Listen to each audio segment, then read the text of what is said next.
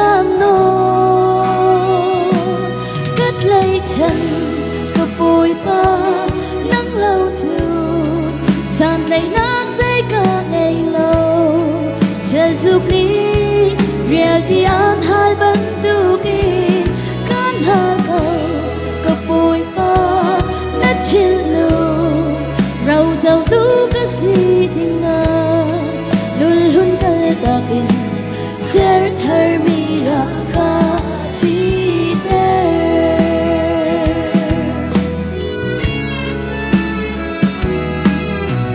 tua ser nát lo rit chan ni tay nát mu ka zua man se lo tin na cầm mu khâu lâu giang hay rồi in tuan col mi càng lấy chia việc để dùng ngày chết nạc lòng bê tu ăn rắc xí na lung trên cá bê lô thà ra win khá tar go cả chu ngã na in thar chu ser đi nghịch cam lô cất lấy chân cất bụi ba nắng lâu dù sàn lấy nát dây cả ngày lâu sẽ giúp đi riêng đi ăn hai bánh tu kỳ can hai cầu cặp bụi ba nát trên lùi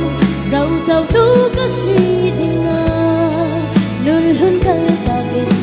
ser thar mi ra ka si te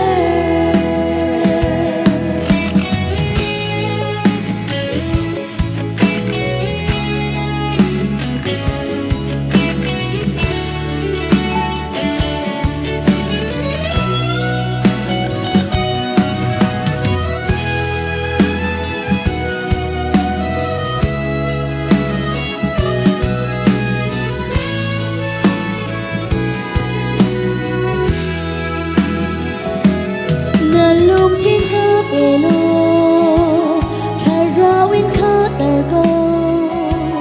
cắt chu ngã na in thar chu ser đi nghịch cam nô cất lấy chân cặp bụi ba nắng lâu dù sàn lấy nát dây cả ngày lâu